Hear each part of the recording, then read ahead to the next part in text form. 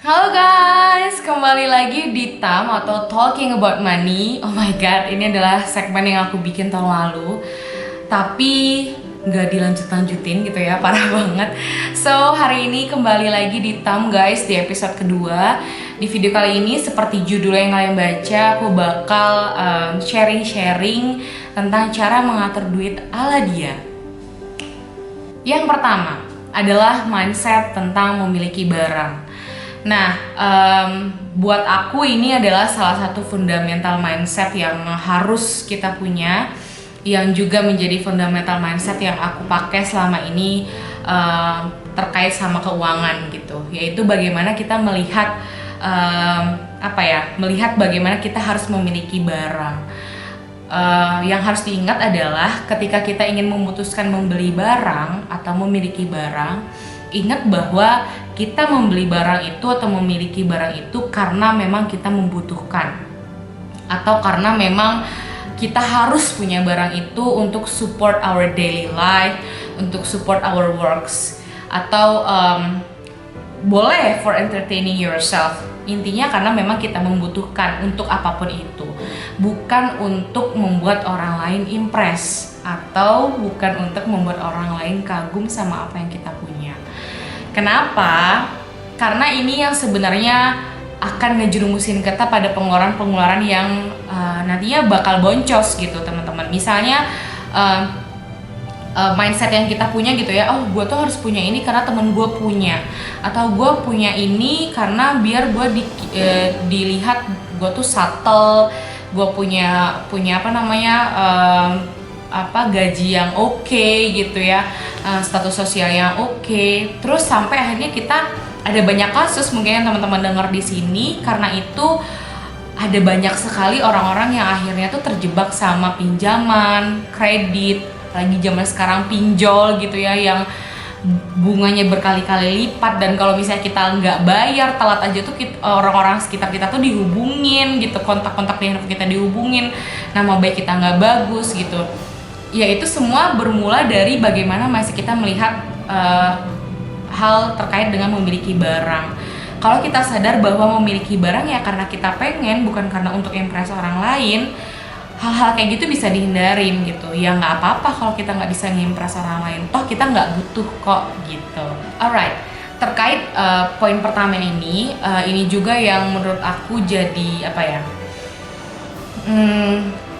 jadi case akhir-akhir ini terkait dengan Shopee Affiliate. Ya, Shopee Affiliate itu bagus, ibaratnya tuh program yang bagus buat kita yang mungkin kita bekerja di rumah, terus kita pengen ibaratnya tuh pengen mendapatkan penghasilan lebih gitu dengan merekomendasikan barang-barang di Shopee untuk teman-teman kita. Nah, tapi ingat lagi gitu poin yang tadi yang aku sebutin, mindset tentang memiliki barang. Nah, jangan karena misalnya kita pengen banyak banget barang-barang yang kita rekomendasiin, terus kita jadinya beli terus gitu ya tiap minggu, hanya untuk for shaking kita bisa ngerekomendasiin itu di Instagram kita, Instastory kita gitu. Ini bakal jadi bahaya juga karena satu, pengeluarannya nggak kontrol jadinya, terus yang kedua adalah rumah kita jadi penuh sama barang, dan yang ketiga orang-orang yang membaca istilah itu membaca updatean kita, atau kita nih yang sering misalnya ngelihat teman-teman kita update juga, harus juga bisa mengontrol diri dengan mindset tadi, aku butuh nggak ya gitu, atau sebenarnya aku nggak butuh-butuh amat gitu. Jadi ini juga yang yang perlu kita pegang gitu ya, mindset ini ketika kita bermain Shopee Affiliate program. Tips kedua adalah presentasi pengeluaran. Nah, seperti yang teman-teman tahu, kalau misalnya pengeluaran yang oke itu adalah ketika pengeluaran lebih kecil daripada pendapatan. Jadi jangan sebaliknya, pengeluarannya lebih gede daripada pendapatan. Nah, biasanya kalau dari aku, untuk bisa mengatur itu semua harus ada presentasi dari pengeluaran gitu. Jadi biar bisa kita kontrol. Nah, for the next video aku akan bikin dan coba share juga template Excel di mana aku biasanya nulis slot-slot pengeluaran, nanti mungkin di the next video. Tapi intinya kayak gini, ketika teman-teman di sini mungkin yang selama ini ya udah nerima gaji habis itu cuman punten gitu ya, aku juga sering kayak gitu, cuman permisi numpang lewat doang. Terus pada akhirnya kita sadar kok kayak udah setahun, 2 tahun kerja, 3 tahun kerja tapi nggak punya tabungan, kenapa ya gitu. Nah bisa jadi itu karena kita nggak pernah bikin presentasi pengeluaran. Karena ketika kita udah bikin presentasi pengeluaran dan kita komit akan itu, maka itu akan tertata gitu. Contohnya misalnya, teman-teman mungkin di sini sering dengar kalau misalnya ada, tergantung sih, ada beberapa teori juga, cuman kalau aku sih lebih balik ke diri kalian gitu, mau berapa persen untuk misalnya untuk makan, berapa persen untuk gift atau sedekah, berapa persen untuk investasi, berapa persen untuk tabungan darurat, berapa persen untuk kesehatan, berapa persen untuk productivity, berapa persen itu. Nah ini aku coba bacain yang aku ya. Kayak misalnya contoh gini, kalau dalam kasus aku 30% itu ada di makan and daily activities. Jadi makan itu ya makan sehari-hari, terus juga daily activities itu kayak misalnya listrik, air, internet, terus misalnya uang kebersihan, uang satpam and everything yang kayak gitu-gitu. Terus misalnya shampoo, sabun kayak gitu-gitu. Nah, terus 25% sampai 30% adalah gift untuk family dan juga untuk orang lain, atau sedekah untuk keluarga ataupun orang lain. Nah, terus 20%-nya adalah investasi. Nah, investasi di sini sih sebelum kita ngomongin investasi, biasanya aku sekitar 2 sampai 5% itu juga untuk dana darurat. Jadi 2-5% dari pendapatan kalian itu biasanya aku tarik gitu ya, dari pendapatan aku tarik untuk dana darurat, dimana si uang itu bukan termasuk uang tabungan, juga bukan termasuk uang makan dan daily activities tadi, tapi uang itu ya udah kita tabung aja, terus tiba-tiba ada suatu hal terjadi gitu ya, nah kita bisa pakai uang itu, jadi nggak lagi ngambil uang tabungan atau ngambil uang investasi. Nah, kalau tabungan, for my case itu masuknya investasi. Nah, teman-teman mungkin di sini juga sering dengar gitu ya, yang sering nonton tentang video investasi, mungkin ada sering banget teman-teman dengar satu quotes yang bilang don't put all in the same baskets gitu, atau jangan naruh semua uang lo di satu tempat yang sama. Kenapa? Karena itu untuk menghindari resiko-resiko sebenarnya. Jadi misalnya, kalian ngerasa bahwa ya udah taruh aja uangnya di saham semua gitu. Jangan. Kenapa? Karena apalagi untuk beberapa instrumen-instrumen investasi yang dia punya resiko yang tinggi, ketika misalnya kan kalau saham naik turun ya teman-teman. Kalau misalnya dia anjlok, wah teman-teman kehilangan tuh semua uang teman-teman. Jadi usahain split your investment itu ke beberapa instrumen. Misalnya tabungan jangka panjang tuh yang biasanya suka didebet langsung gitu ya per bulannya oleh bank, terus nggak bisa diambil dalam waktu berapa bulan atau berapa tahun sesuai kontrak yang kalian tanda tangani atau sepakati.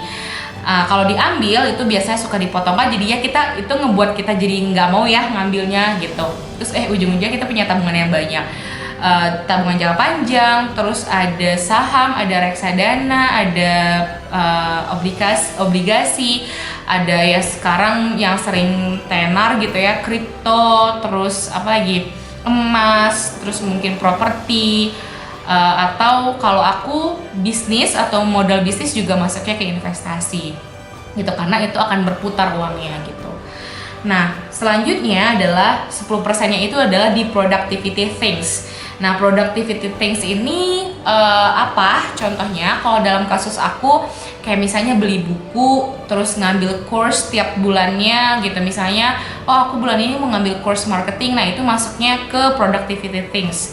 Terus udah gitu, misalnya aku ngambil faith subscription itu apa ya? Kayak misalnya nih aku lagi ngambil kelasnya Noman Alihan gitu ya, yang ngebahas Al-Quran, nah itu aku masuknya ke productivity things.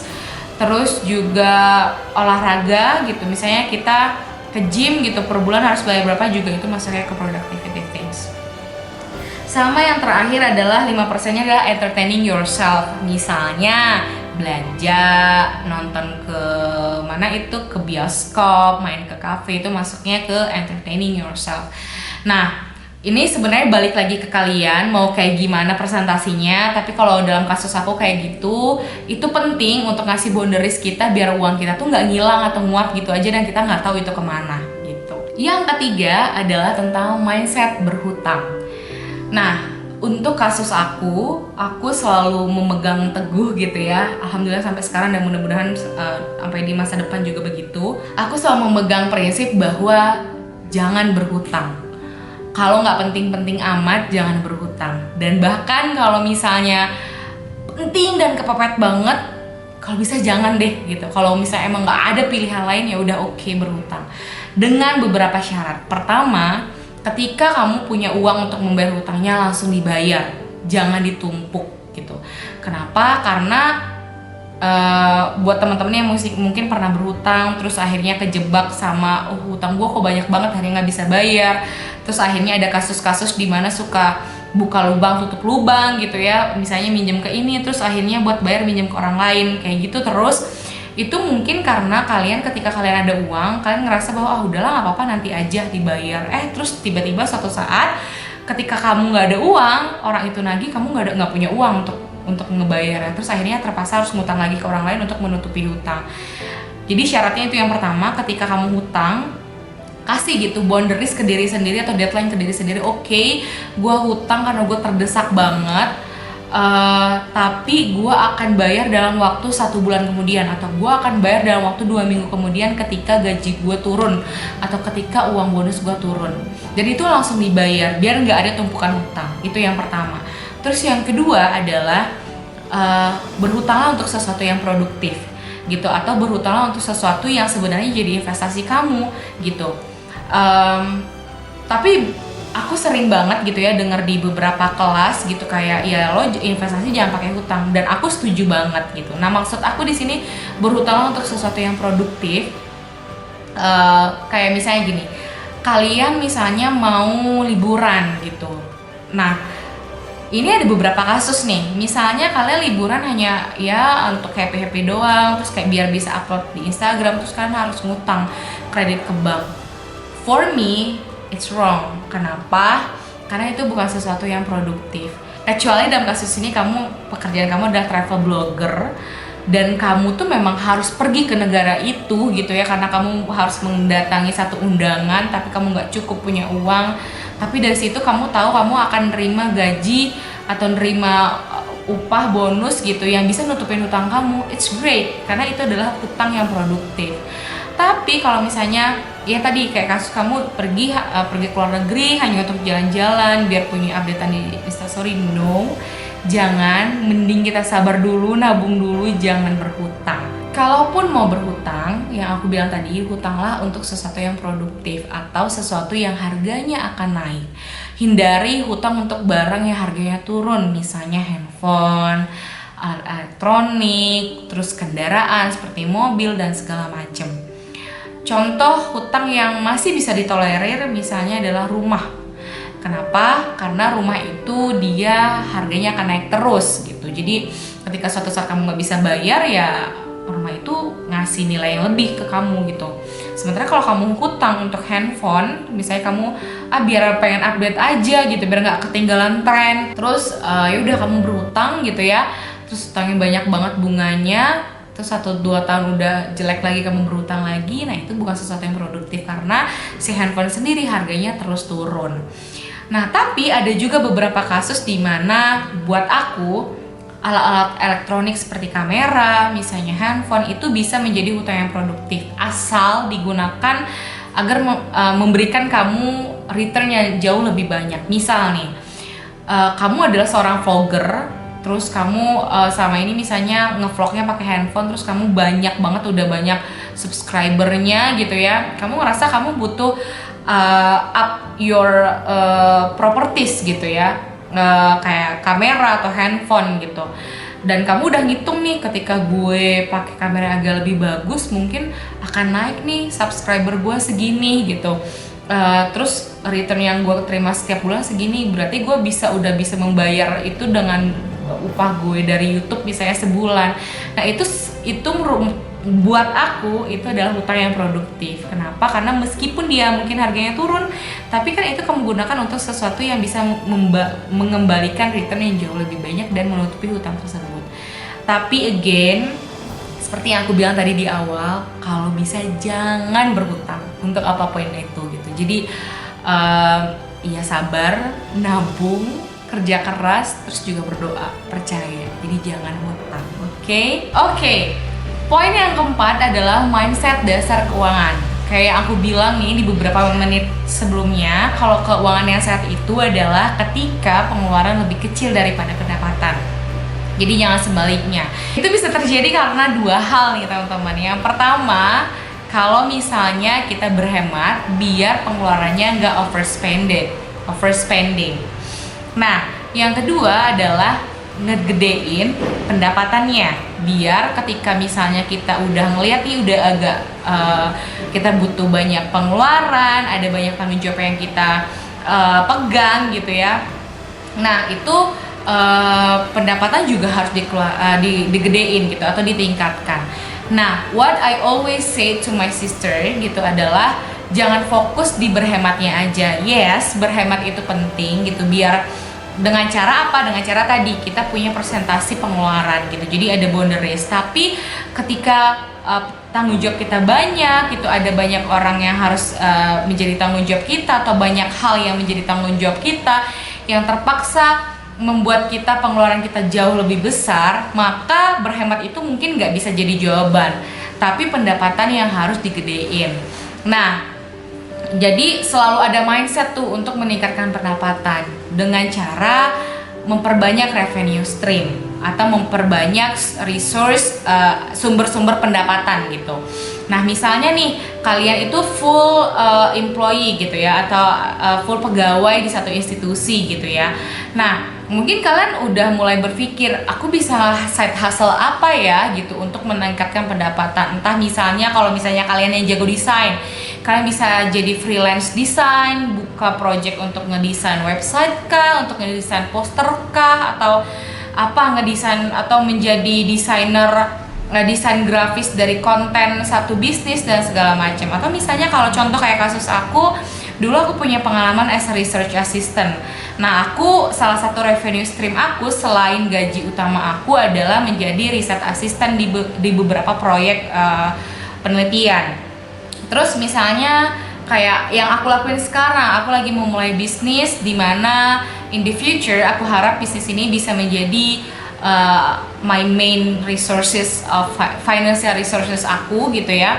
Tapi dibangunnya dari sekarang. Nah, untuk posisi saat ini atau tahun ini, bisnis aku itu bukan sebagai main revenue, tetapi sebagai side hustle aku atau another resource untuk meningkatkan pendapatan aku. Dan misalnya seperti yang aku lakuin juga sekarang, YouTube gitu. Nah, ini juga salah satu usahaku untuk menambah revenue stream aku. Kenapa? Karena aku tahu bahwa in the near future ada banyak hal yang menjadi tanggung jawab aku dan membutuhkan aku mempunyai pendapatan yang jauh lebih besar gitu. Jadi sah-sah aja untuk kalian yang ingin menambah revenue stream kalian, asal halal, asal juga nggak merugikan orang lain. Tips yang kelima adalah cost per use. Nah, ini juga menjadi mindset atau rumus gitu ya, tips and trick yang selalu aku pegang ketika aku mau spending money untuk beli barang. Selain tadi yang pertama adalah prinsip tentang memiliki barang, yaitu aku harus memiliki barang atau membeli barang itu karena memang aku butuh, bukan untuk impress orang lain. Terus yang kedua adalah cost per use, yaitu dimana mindsetnya jangan ayo udah asal beli barang yang murah aja gitu, tapi cepat rusak. Tapi coba berpikir untuk nggak apa-apa kok kita nggak beli sekarang, kita nabung dulu, tapi kita beli suatu saat nanti kita punya uangnya yang cukup, kita beli yang satu barang yang langsung bagus, biar itu tahan gitu. Karena logikanya misalnya gini, kalian beli flat shoes atau sendal gitu atau sepatu yang harganya misalnya katakanlah 70.000. Ingat teman-teman, karena aku di sini juga as a business, fashion business juga, jadi aku tahu banget bahwa harga itu berbanding lurus dengan kualitas. ketika dia harganya murah, kalian itu harus bertanya, ini benar-benar dia bagus atau emang dia perusahaannya udah besar terus jadi dia udah produksi banyak jadi makanya harganya bisa dijual murah tapi kualitasnya tetap bagus. Nah itu kalian harus bertanya di situ dengan ngebaca review di Shopee, terus tahu latar belakang perusahaannya juga kayak gitu. Nah tapi ketika misalnya dilalah gitu ya, ujuk-ujuk gitu tiba-tiba ada di Shopee harga sneakers harganya 70.000, itu kan harus bertanya gitu, atau 50.000 bahkan aku pernah nemuin itu harus bertanya ini bener tahan apa enggak. Oke, barangnya datang terus dipakai sebulan 2 bulan udah rusak, sole sepatunya udah lepas, terus kan harus spend lagi dengan harga yang sama misalnya, dan itu terjadi per 2 bulan sekali atau bahkan lebih parahnya per sebulan sekali. Bayangkan ketika kalian suatu saat kalian nahan diri kalian nabung untuk beli misalnya sepatu yang harganya 2 jutaan. It's pricey, ini mahal, tapi ternyata ini sepatu tahan loh sampai 5 tahun. Nah, coba deh kalian hitung-hitung 2 juta dibagi 5 tahun. 5 tahun itu berarti ada berapa bulan tuh? Coba ya, kita hitung sama-sama nih. 5 tahun dikali 12 bulan itu 60 bulan.